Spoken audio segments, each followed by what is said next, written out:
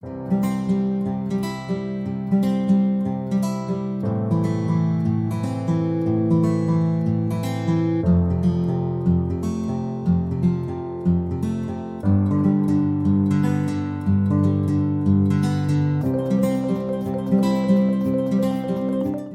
este espacio conversaremos un poco acerca de la política interna de Corea del Sur.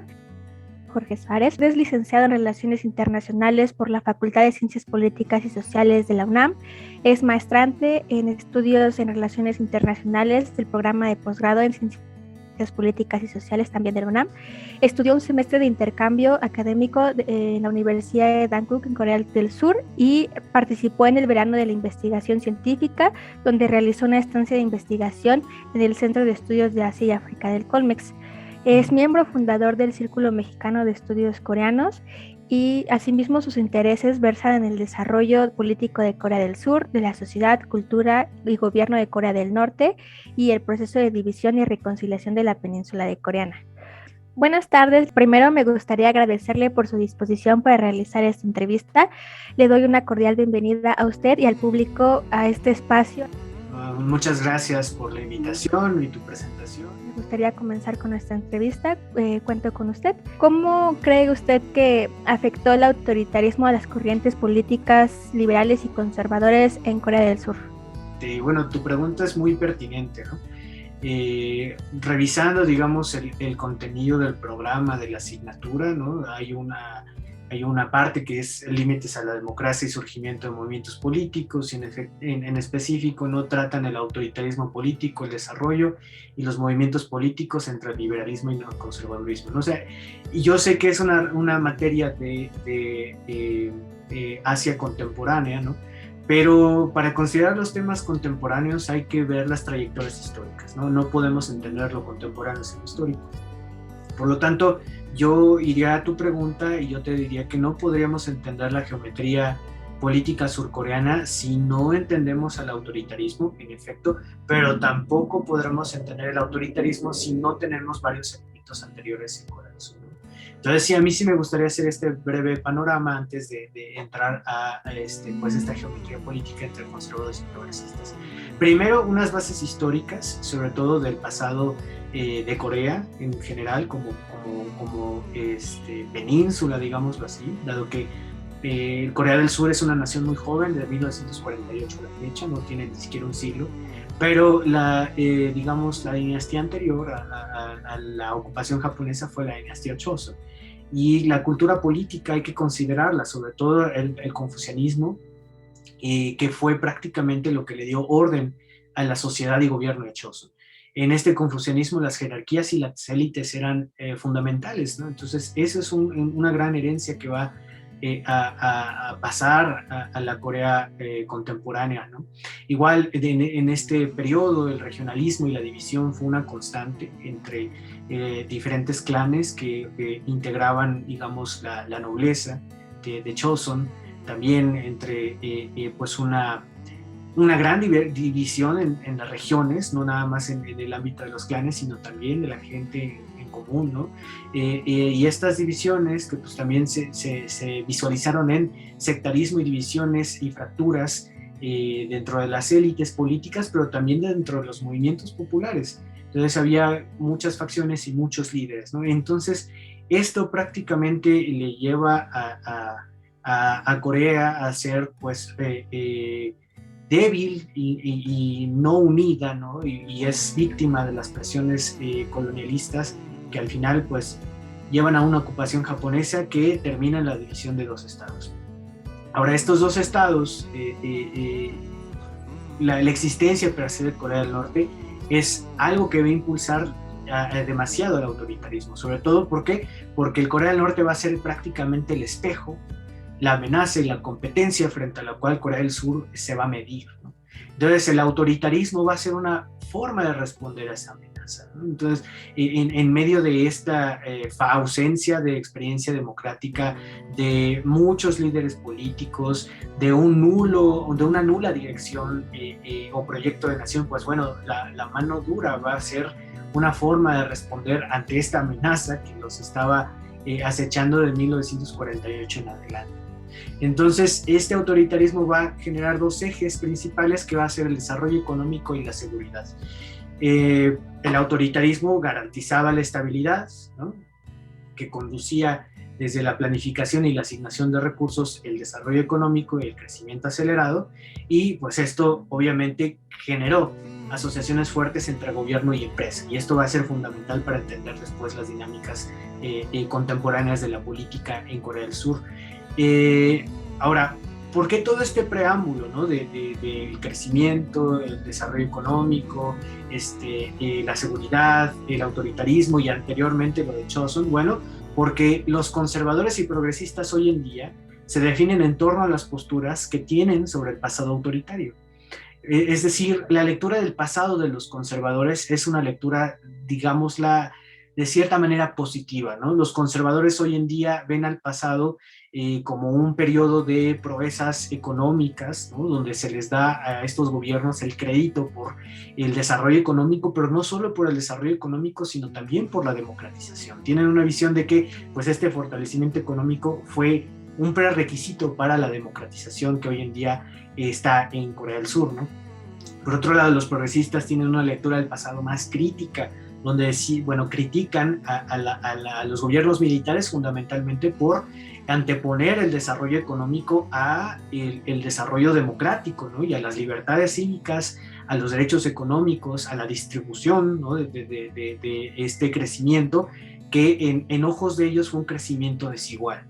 Entonces, los valores de los conservadores que van a definir su identidad, tanto antes como después, pues fue fundamentalmente el crecimiento económico y la estabilidad. Eso fue para lo que ellos eran los valores fundamentales de su identidad. Para los progresistas, en cambio, fue más bien una cuestión más como de justicia social, ¿no? O sea, sí está bien, o sea, los progresistas en Corea del Sur, hay que decirlo, no tienen ideas, digamos, de cortes marxistas. Por supuesto, hay segmentos que tienen una inclinación hacia el marxismo, pero ellos más bien buscan justicia social, ¿no? Y que este crecimiento se visualice en distribución, ¿no?, se visualice en términos más equitativos y sobre todo, pues también que se garanticen las libertades, ¿no? Ellos están más apegados al liberalismo, no tanto desde una perspectiva económica, sino más bien política. Ahora, por lo tanto, pues el programa político y económico de ambos pues, es diferente, ¿no? Los conservadores, su programa político es más el respeto, digamos, al Estado de Derecho, las instituciones, en lo económico, el libre mercado, la apertura de fronteras, ¿no? Digamos, con una agenda más internacional, digamos, del ala conservadora internacional, y los progresistas más por justo una visión más equitativa de este crecimiento, desarrollo y democracia en Corea del Sur. Y algo en lo que fundamentalmente se dividen y genera muchas fricciones en torno a conservadores y progresistas es la relación con Corea del Norte. Para los conservadores, Corea del Norte sigue siendo pues el enemigo a vencer en gran medida, sigue siendo una amenaza por la cual pues es muy difícil pactar y negociar, ¿no? Más bien hay que contenerla, hay que limitarla, obviamente en términos militares y en términos con una estrecha alianza con los Estados Unidos.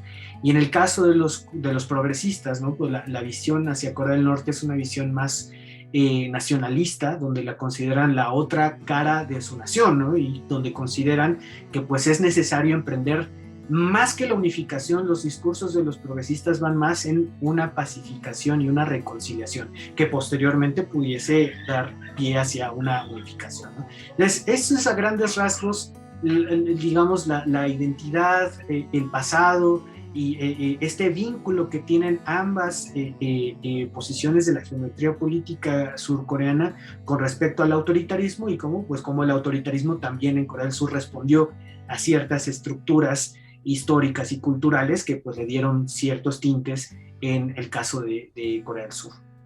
Muchas gracias, Jorge, muy interesante. Ahora me quedó la duda, ¿podrías explicarme cómo podemos encontrar estos rastros del autoritarismo en la política contemporánea actual? Ya.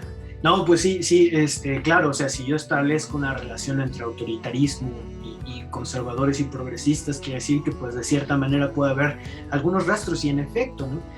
Primero que nada, como te mencionaba en la pregunta anterior, hubo un vínculo, o sea, parte de esta, digamos, planificación del crecimiento económico, pues se dio con base en los vínculos entre Estado y empresas, ¿no? Y estos vínculos, antes donde el Estado primaba sobre las empresas, hoy en día las empresas ya incluso sobrepasan al Estado, pero pues estas asociaciones siguen ahí, ¿no? Entonces, que dan pie a muchos casos de corrupción. Está el caso de Choi Soon-sil y de la expresidenta Park Geun-hye.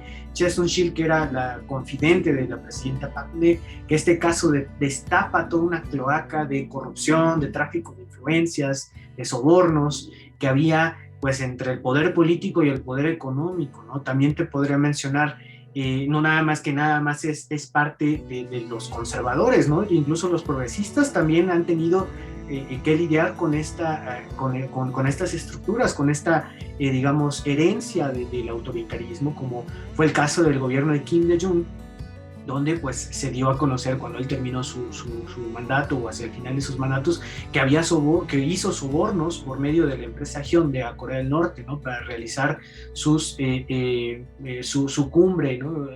con el líder norcoreano, con Kim Jong-il, ¿no? Entonces es algo que también nos da a hablar de que en el lado progresista, por mucho que se quieran desmarcar de ese pasado conservador o que lo rechacen, pues también se ven un poco manchados, ¿no?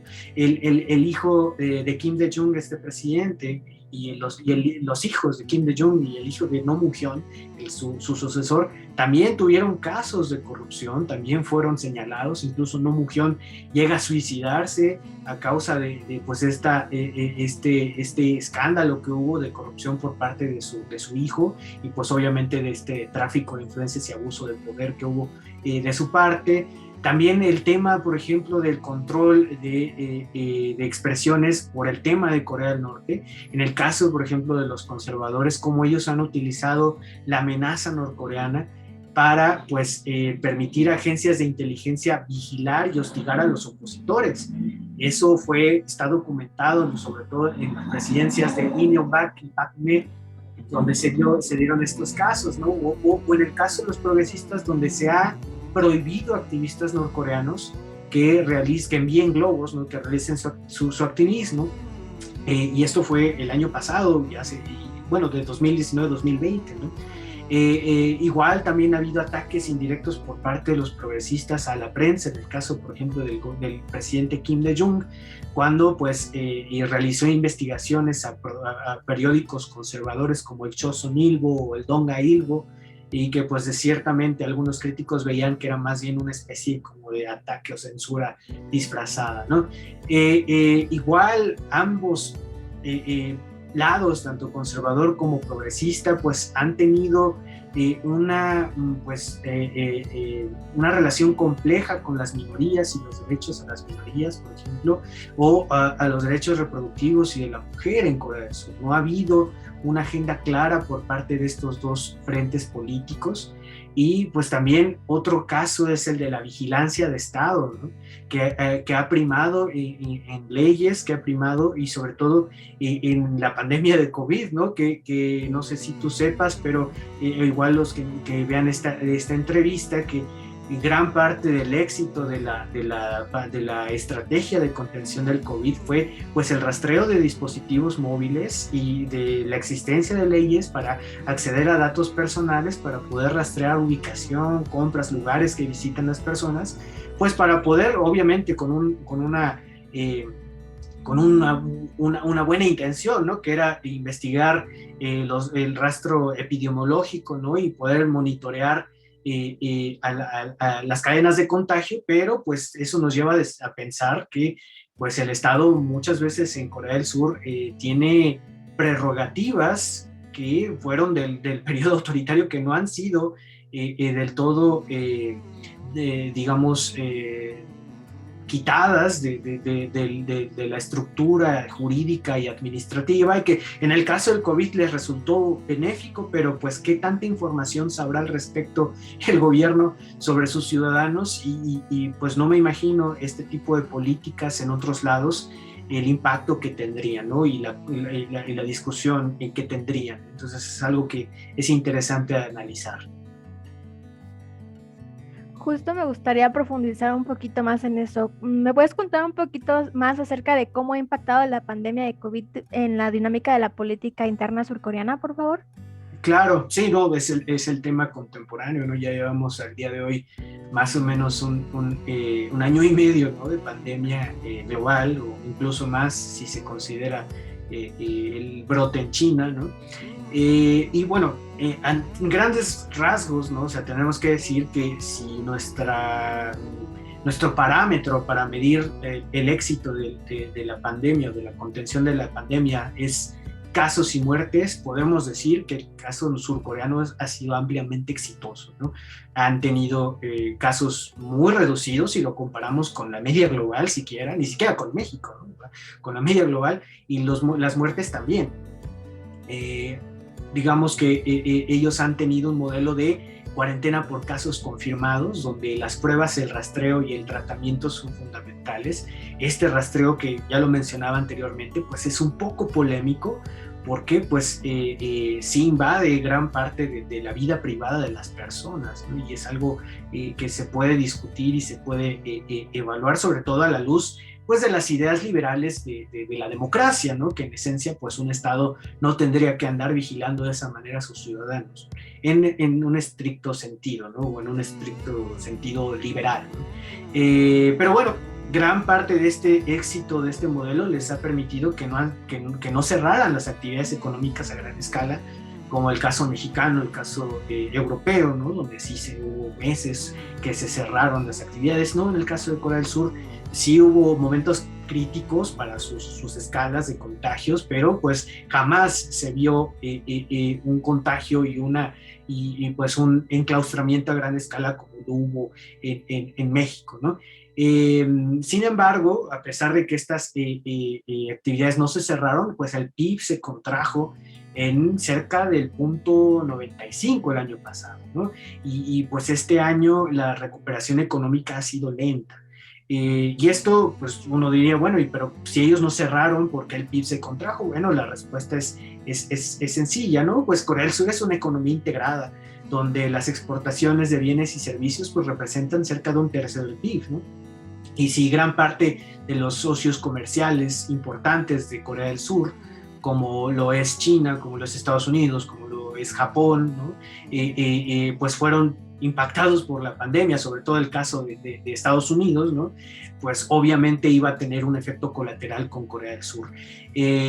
Digamos que si quitamos la pandemia, el desempeño en general de la administración de Moon Jae-in no ha sido el esperado, o siquiera el prometido. Recordemos que Moon llega en 2017 después del escándalo de corrupción que hay con su antecesora, y donde él tiene un arraigo grande de la gente joven, bueno, que le promete sobre todo pues ya un periodo de estabilidad y crecimiento, ¿no? Que la gente joven en Corea del Sur había estado un poco relegada, y sobre todo si se comparaba con las generaciones anteriores, que les había tocado pues el boom y la bonanza económica, pues a esta generación de jóvenes veinteañeros, ¿no? Les había tocado una época más mesurada en torno al crecimiento y a las oportunidades económicas, ¿no?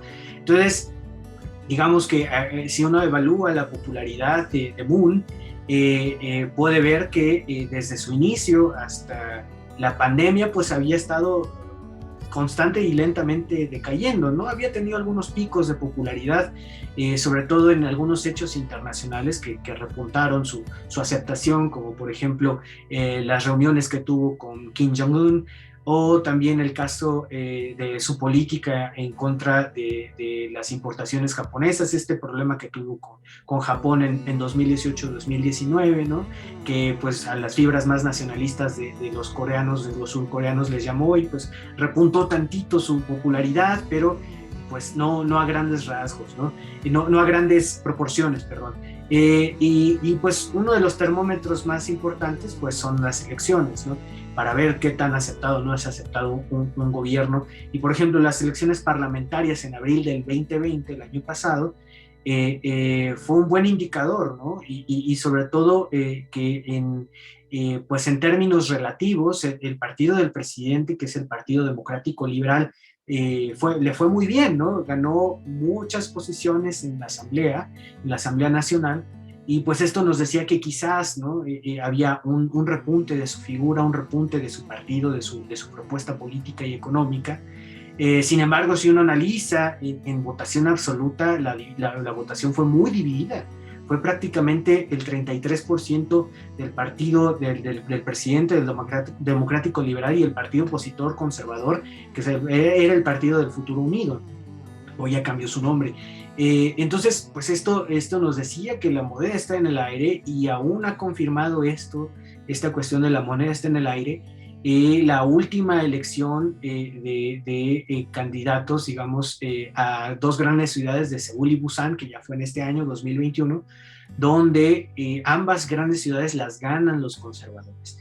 Y obviamente el rango, digamos, la victoria no es muy amplia, pero nos dice que pues va a estar muy dividida esta elección, porque las elecciones son el año que viene, en marzo del 2022, y que pues nos dice que la moneda va a estar en el aire, ¿no? Entonces no hay una clara tendencia si el electorado va a votar por la alternativa conservadora o va a votar, va a continuar con los progresistas, pero esto nos indica, ¿no? Que gran parte del electorado surcoreano pues no tiene una digamos, delimitación clara hacia el conservadurismo o el progresivismo, ¿no? O progresismo, perdón. Y una de las explicaciones que se tienen en la literatura es que ambos, y es una crítica, ¿no? Y ambos, tanto los progresistas como los conservadores, tienen en esencia proyectos conservadores, y que gran parte de pues las alternativas y las minorías no están representadas por este espectro democrático, ¿no? O espectro de partidos. Y es curioso porque, por ejemplo, en la desaprobación del presidente, los que más lo desaprueban son los mayores de 60 años, y eso es entendible porque hay gente grande que tiene cierta nostalgia con el régimen autoritario, sobre todo por la bonanza económica, ¿no? Extrañan mucho esas tasas de crecimiento, esa relativa estabilidad, paz, ¿no? que había en la sociedad, y es normal, ¿no? que el sector más viejo sea de cierta manera el más conservador, pero abajo de ese sector, el que más se opone, perdón, al presidente Moon, es el sector de veinteañeros. Y uno diría, caray, ¿cómo por qué, no? Bueno, gran parte yo creo que se han sentido decepcionados, ¿no? De que pues el presidente Moon les prometió que gran parte de ellos fueron el empuje para que se repusiera a Park Geun-hye, el anterior presidente, y para que Moon llegara al poder, y que pues no le han salido las cosas bien desde el ámbito económico, ¿no? Entonces a lo mejor y podemos ver un viraje de esos jóvenes hacia el conservadurismo, no lo sabemos, ¿no? Es una posibilidad que se va a definir en estos meses que quedan, porque la elección es en marzo, prácticamente a inicios del siguiente año, y pues estos últimos meses van a ser claves para el gobierno de Moon, para ver por qué decisión va a optar el electorado surcoreano, ¿no? Ahí dejaría esa pregunta. No, muchas gracias, Jorge. La verdad es que tus comentarios me han parecido muy interesantes. Gracias a ellos hemos podido conocer mucho sobre el pasado y el presente de la política interna del Corea del Sur. No me quedaría más que agradecerte por esta entrevista, por esta plática, por todos los conocimientos que nos has transmitido, y seguiremos de cerca tus proyectos para conocer más acerca de Corea del Sur. Muchas gracias. Y el placer fue mío, y estoy muy agradecido por la entrevista y la invitación. Gracias a nombre de todo el equipo. Nos estamos viendo, Jorge. Gracias, hasta luego.